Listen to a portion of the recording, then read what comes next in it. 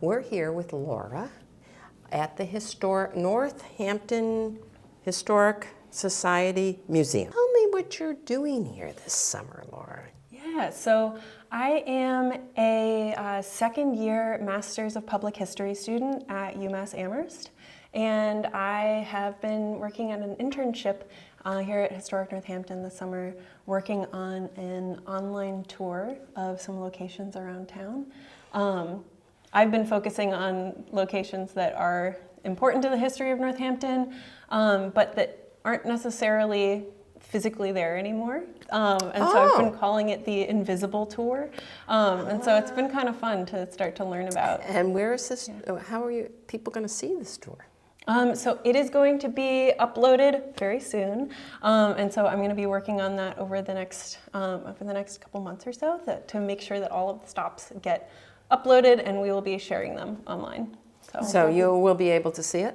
Yes. Yes. And we would go to the Historic Society? Is that where it's going to be presented? So we're going to upload it to Facebook. We'll share it on Facebook, but it'll be the platform that I'm like 90% sure we're going to be using to upload them on is going to be an app that you can download on your phone. So very good. But if you go to our Facebook page, you'll be able to find instructions of how to find it. Very good. Yeah. What I think is really interesting about Northampton is that, and actually what this entire exhibit is about the development of our Main Street.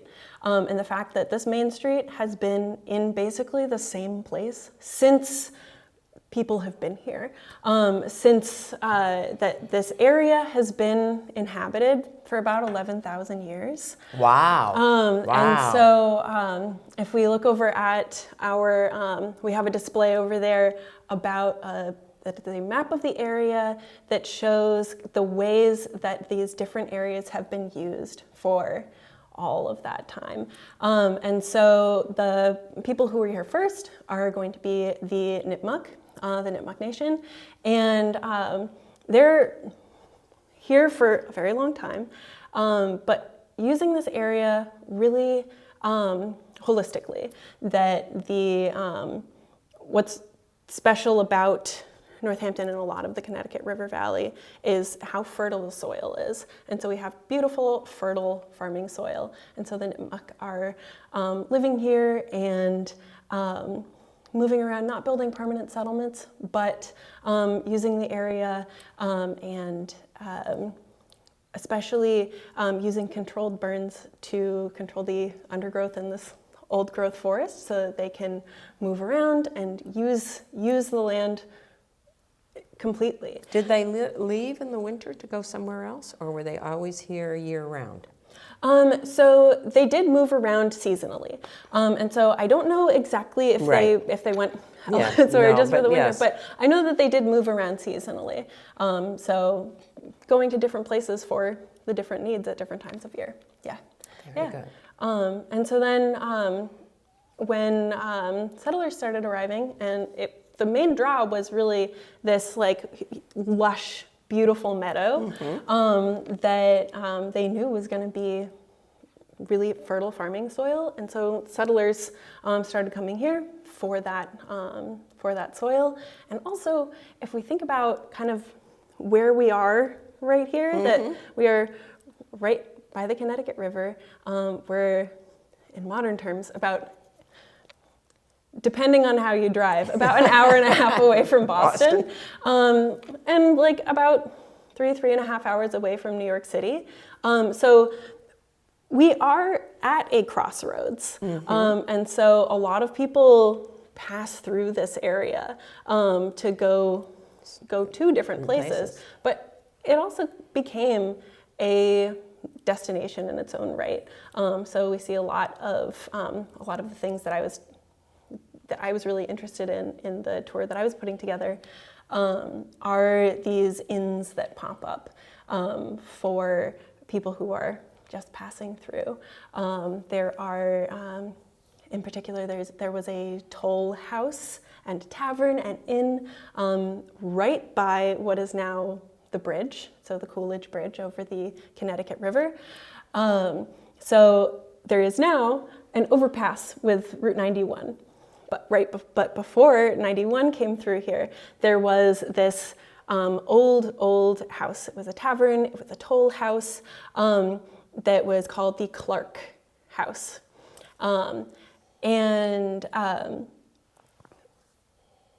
It was originally a tavern for people who would go towards the river to catch a ferry across the river. Because, of course, before there was a bridge, you had to use a ferry to cross the river. And there were a few different ferry crossings. So there was one of them that was right by where the bridge is now. And where would they go to? So they would go across from here, they would go to Hockenham, so over where Hadley is now.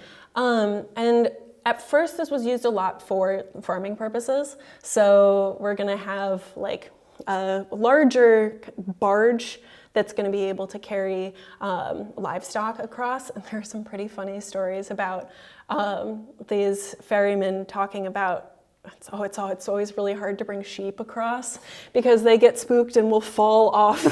Oh my goodness. And then because they have this big fluffy wool that absorbs all this water, they're too heavy to pick back up. And so you have to nudge them across the river so that they can climb out on their own. Oh my goodness. And so it's wow. It's you never think about that. Exactly. You never think about it. But it's something that I found to be really fascinating about this is the character of the ferryman, who we just don't have anymore. No, that's true. Yeah, exactly. And so now that we have the bridge, we have cars that just carry us places on our own, we don't necessarily have that character in our lives. And all of the writing about the character of the ferryman is that he's just a gossipy guy who knows everyone's business. He knows where everyone is going. He knows what everyone is doing. Because he has you kind of held on this ferry for the entire way across the river. And so he's going to chat. And so I just... Yeah, you never think of that. You never think about it. But yeah, now we just have the bridge and we just go where we need to go. Yeah, exactly. When was this town established? When it was a town?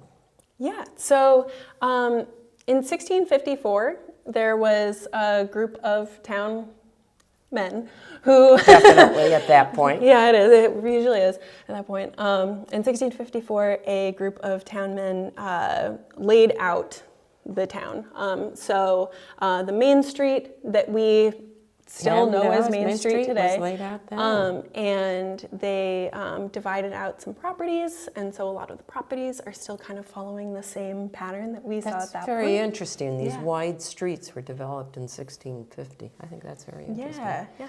Well, what I think is really cool, we had an artist put together a representation of what it might have looked like in about 1740.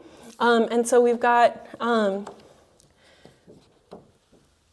here, I don't know if you can see that. Mm-hmm. Okay. So we see basically a very similar layout to what we have today. Mm-hmm. That we've got in the center our main street, and then off to the right we have the First Church of Christ, which is still in basically the same place. It is not the same structure. The structure has definitely changed over time, but the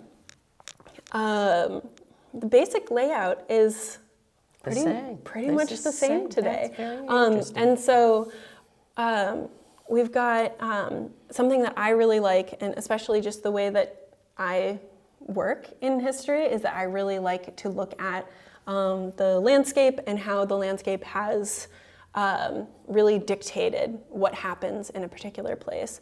And so with Northampton, if you look at Main Street, it curves in a way that doesn't make a ton of sense today. And I never really thought about it until I learned about this, that there used to be a huge steep hill right under Main Street.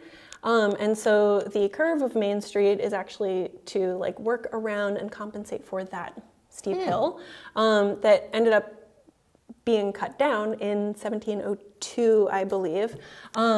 that eventually it just became too much of a hassle to work around. But even though the hill itself isn't here anymore, we still have that like remnant of the shape of it, which I think is really cool. That is cool. Yeah. Being the county seat, we have the courthouse here. And the way that one of our co-directors, Betty, put it to me the other day is that with the courthouse, you have people coming in and out all the time. And that's the same thing that has been happening the whole time Northampton has been here, of people coming in and out, going to other places, but stopping through here. And so in the courthouse, we've got judges, we've got lawyers, we've got people coming in for their court dates, we've got all kinds of activity happening here, and people need to eat lunch somewhere. And so we have all of these really interesting and fun businesses that open up in town, all of these really interesting and fun places to eat open up in town, and just a really beautiful place to live and be, because it is that county seat, because it is a place that people come to all the time. Yeah. And it seems very diverse. Yes, absolutely. Can you talk a little about that? Yeah, absolutely. So in particular, Northampton was, I believe it was in 1992, the National Enquirer called Northampton Lesbianville, USA. Well, it's very diverse. And I Yes. think also, wasn't there, go back a little bit, it was slavery and everything. Was there something, a history with slaves in here? Yeah, absolutely. okay. Yeah, so there were enslaved people in Northampton. And so on our website, on the Historic Northampton website, we have a really extensive resource on all of the people who were enslaved in Northampton. And of course, Smith College. Yes, it's a really significant part of Northampton culture. And especially with having all of these colleges and universities in the area, has absolutely contributed to the diversity that you mentioned. That especially having like UMass over in Amherst, especially in like the 70s and 80s, when it was a huge population at UMass, it still is. But when, especially as the baby boomer generation arrived at UMass, the population of Amherst absolutely swelled with students, and housing became pretty expensive and not very doable over in Amherst. And so a lot of people came over here where it was more affordable. And so then we started to have a lot of college student crowd moving here, and so then that brings in a lot of diversity, a lot of new ideas, and so it's really in the 70s when we start to see a swelling in the lesbian population in Northampton, and we start to see all of these different places come up that are specifically made like for lesbians by lesbians. And so one of the places that I focused on in the tour that I put together is it was a dojo. So it was a karate dojo that was called, I'm not going to be able to remember the exact name of it, but I do remember the kind of colloquial name in the lesbian community was the Nutcracker Suite. I love it. Oh, that's very funny. And it's just this like wonderful, irreverent, just very fiercely feminist space that opens up that is, like I said, for lesbians, by lesbians, but above all, for women to learn self-defense. And so I've really loved learning about that, and there's also a few different places. There was the Gala Cafe, which is now where the current Spoleto restaurant is, right by the railroad bridge. And so it's a lovely restaurant, and it has this really cool history of being the Gala Cafe, or that building, that location has this cool history of being the Gala Cafe, where local lesbians would rent out the back room once a week, and the owner agreed to discourage men from entering. And so Yeah, so that would be just the space for lesbians to be in community with one another. And there's a few spaces around town that were these spaces that lesbians made for themselves, for each other. Yeah. And I think there were factories. Was there a sewing machine? Was there factories here? There were absolutely factories here. And so the Mill River runs right through town. And so the Mill River, so named for having mills on it. And so there were a few different factories. I believe there was paper, there was rubber bands, yeah, that's not an area that I know as much about, but yeah, yes. I think there was in Florence. Okay. Yeah, and especially over in Florence. Yeah. And also floods. Was there a big flood here at one time? Yes, there was. So the Mill River flood that was 150 years ago at this point, and the person to ask about that is Betty, but she's the one who knows everything about it. But we have a film over there, or like a series of videos about the Mill River flood, and there are also markers around the valley that Betty has put out, that Historic Northampton has put out there, that are informational about each location that has to do with the Mill River flood, and that has to do with everything that happened as a result of it and that led up to it. I didn't know that there was a canal here, that the canal was built it reached Northampton in 1829, but I learned that the canal was here just by looking at this model. So the canal is here. But what I find to be most interesting is that we have the canal at the same time as we have the railroad tracks, because the canal was built to ease trade, because it connected all the way down to New Haven. Oh, really? Yes. The canal? Yes. So the canal reached all the way down to New Haven. Well, is it part of Connecticut River? So it was, I believe it was diverted water. I think there was some from the Connecticut River, and I think there was, I don't think it involved the Mill River, but I don't know exactly. But well, maybe that. Yeah, but there's interesting. But because the Connecticut River was not necessarily the easiest to ship on because of the rapids, because of the waterfalls, like you can't necessarily use it super easily for shipping, and so they built this canal, and like I said, it reached Northampton in 1829, and apparently there was a lot of celebrating at that point. That reading the accounts of it are pretty funny, that everyone was like partying, having a great time, because nothing's different. Well, because it signaled Northampton's arrival as a port town, and that it was just a really big deal at the time, and so it was used for just a little over 15 years. This house belonged to Isaac Damon, who was a architect and a builder, and he was very involved in the building of the First Church of Christ in town, the first church there. And